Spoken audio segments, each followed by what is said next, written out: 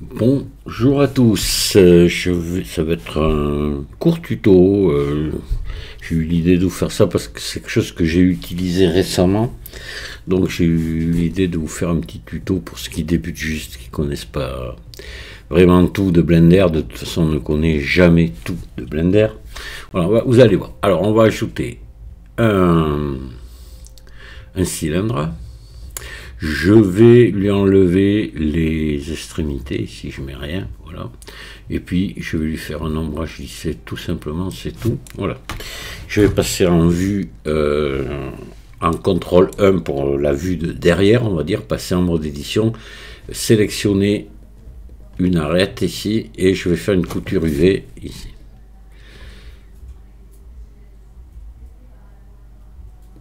Voilà. Et puis là maintenant je vais lui mettre une texture dessus. Alors ça va être quelque chose de très simple, vous allez voir. Donc on va mettre une texture image ici. Voilà. Et puis je vais aller chercher une image de bois comme ça, ou comme celle-ci, vous voyez. Voilà, on va prendre celle-ci, ouais, celle-ci par exemple. J'aurais pu prendre celle-là pareil, ou celle-là, voilà, un truc comme ça. Voilà. Et là, donc je vais venir ici dans l'éditeur UV voir ce que ça donne, mais normalement ça se déplie, le dépliage par défaut de Blender ira tout à fait bien. Voilà, mais sinon j'aurais pu déplier, faire U, déplier, puis voilà. Mais là, par défaut, comme on a un objet simple, Blender l'a déplié, et c'est normalement c'est bon, voilà. Allez, on va regarder maintenant ce que ça donne ici.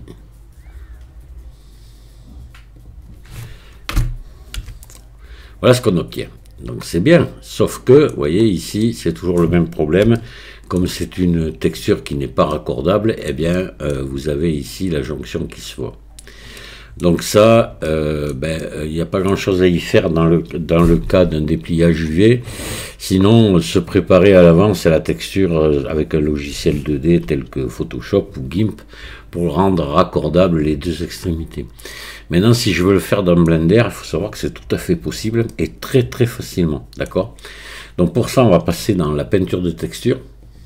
Voilà, je vais ici me mettre en vue 1 et on va passer en contrôle 1 pour voir de derrière et voir notre jonction ici. Donc là vous avez un truc tout simple que vous pouvez faire hein, ici, c'est passer ici soit en clonage, soit en floutage, vous voyez, vous pouvez faire un peu, mais en clonage là à mon avis ça devrait être quelque chose de pas trop mal ici, voilà.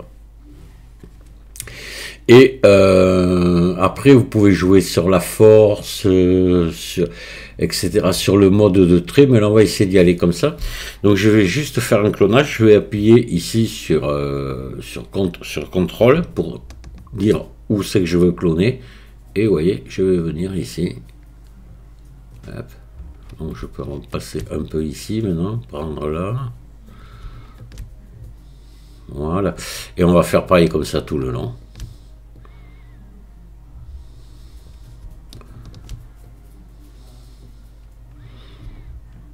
Alors peut-être là, on va prendre par là, si on veut, je sais pas.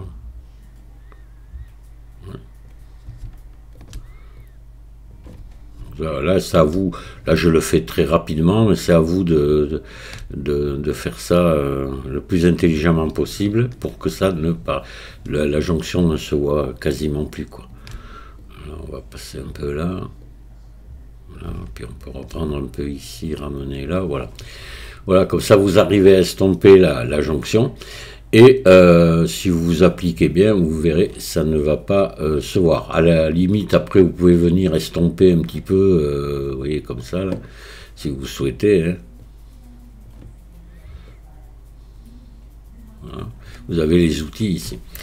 Voilà. Et vous pouvez faire ça même, vous voyez, un petit peu, faire de l'art, hein. Faire du travail d'artiste.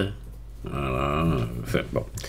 Et voilà, alors ce qu'il ne faut pas oublier quand vous avez fait ça, c'est d'empaqueter votre image. Alors moi, normalement, elle est déjà empaquetée, parce que par défaut, c'est empaqueté, mais au moins, si vous ne l'avez pas fait, donc vous voyez, ça me propose d'épaqueter, mais pas empaqueter, parce que moi, par défaut, mes images sont empaquetées. Sinon, si vous, c'est pas le cas, pensez à empaqueter. Sinon, si, comme moi, c'est empaqueté par défaut, vous enregistrez là. Voilà. Et là, l'image, maintenant, est sauvegardée dans votre fichier Blender. Voilà, pour ne pas la perdre. Et là, ben, maintenant, on va repasser ici. Et vous voyez que, bon, ça paraît encore un peu parce que je ne me suis pas vraiment appliqué, mais sinon, voilà, c'est tout à fait acceptable. Voilà, un tout petit truc tout simple qu'il faut savoir. Hein. Après, je vous montre, alors sur la peinture de texture, on pourrait dire beaucoup de choses. J'ai déjà fait pas mal de tutos là-dessus.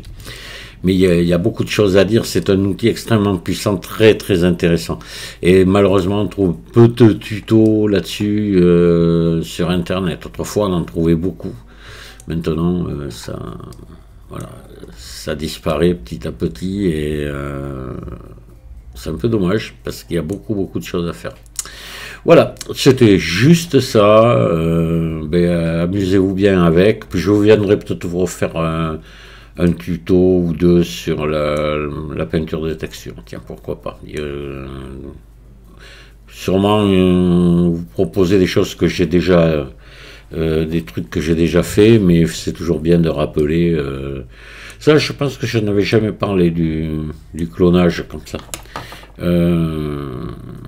Ça peut être intéressant, même vous pouvez même cloner une partie de l'image, par exemple un nœud qui aurait sur le bois, si vous en voulez un peu plus loin, pourquoi pas venir le cloner, le rapporter plus loin, ou si c'est autre chose que du bois, je sais pas, une fleur qui est sur une texture, vous en voulez une deuxième, vous venez, vous la clonez et la rajoutez comme ça. Et surtout, pensez à enregistrer à la fin. Voilà. Je vous remercie de m'avoir écouté et je vous dis à très bientôt. Au revoir.